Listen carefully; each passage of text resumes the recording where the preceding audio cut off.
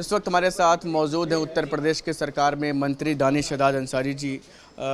वक्फ को लेकर के बिल आना है सेंट्रल की तरफ से लोकसभा में, कैसे क्या चीज़ें रहेंगी और इसको लेकर के, क्योंकि तमाम तरह की भ्रांतियां भी लोग फैलाने का काम कर रहे हैं। देखिए, जो वक्फ की संपत्ति है, निश्चित तौर पे वक्फ की संपत्ति मुस्लिम समाज के डेवलपमेंट के लिए इस्तेमाल होनी चाहिए।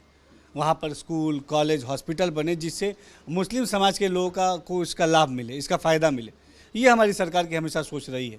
मोदी सरकार हमने हमेशा जो मुस्लिम समाज है उसके ठोस विकास के बारे में सोचा है, उस बारे में नीति बनाई है।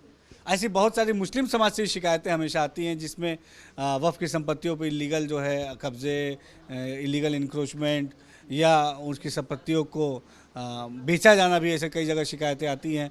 तो ये काफ़ी चिंताजनक हमेशा रहा है।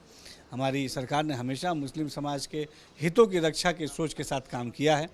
अभी इस अमेंडमेंट की चर्चा चल रही है, अभी मीडिया से हम लोग भी नहीं सुना है, लेकिन हमारी सरकार का ये मानना है कि वक्फ की संपत्ति का मिसयूज़ नहीं होना चाहिए, उस पर अवैध कब्जे नहीं होनी चाहिए।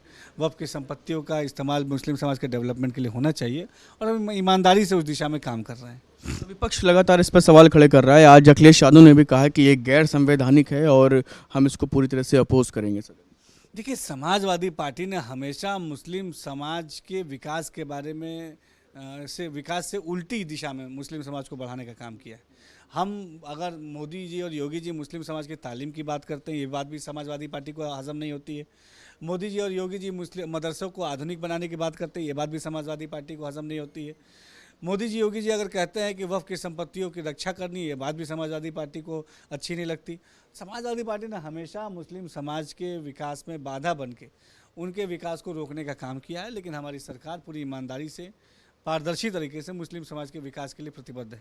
अखिलेश यादव ने भी कहा कि जो है भारतीय जनता पार्टी की जो सरकार है मुसलमानों को डराती है और उनको ये डरा डरा करके ही अपने जो है तमाम हिंदू मुस्लिम का एजेंडा है वो चलाने का काम करती है। देखिए, अगर मोदी और योगी सरकार मुस्लिम समाज को डराती जैसा कि समाजवादी पार्टी के लोग कह रहे हैं, तो 2023 के सिविल सर्विसेज के परीक्षा में 51 मुस्लिम बच्चे पास नहीं होते। अगर मोदी और योगी सरकार मुस्लिम समाज को डराती तो मदरसे से पढ़ने वाला बच्चा मदरसे से निकल के समाज के मुख्यधारा से नहीं जुड़ पाता। हमारी मोदी योगी सरकार ने हमेशा मुस्लिम समाज को शिक्षित और सशक्त बनाने के लिए काम किया और निश्चित तौर पे हमारे जो प्रयास हैं उसका साफ असर धरातल पर दिख रहा है। मुस्लिम समाज डेवलपमेंट से जुड़ रहा है, विकास से जुड़ रहा है, तरक्की और तालीम से जुड़ रहा है और यही बात समाजवादी पार्टी को अच्छी नहीं लग रही है।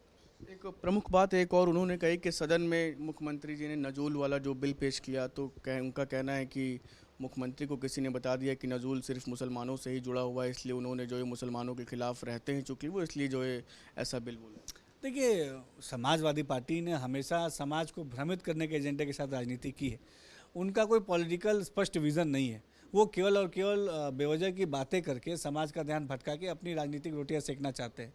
लेकिन हमारी मोदी और योगी सरकार ईमानदारी से समाज को सशक्त बनाने के लिए और समाज की क्षमताओं के विस्तार के लिए काम कर रही है और समाजवादी पार्टी को जनता ने नकारा है 17 में, 22 में और 27 में भी समाजवादी पार्टी का यही हाल रहने वाला है। अयोध्या के प्रकरण को लेकर के उनका कहना है कि डीएनए टेस्ट की मांग करी है, आप क्या कहना चाहिए? देखिए, जो भी घटना उत्तर प्रदेश में होती है, खासतौर पर जो अयोध्या का प्रकरण है, इस पे हमारी संवेदना उस परिवार के साथ है। मुख्यमंत्री जी ने उनको आर्थिक सहायता भी दी है और जो भी पारदर्शी तरीके से आवश्यक कार्रवाई होनी चाहिए निश्चित तौर पे हमारी सरकार वो कर रही है।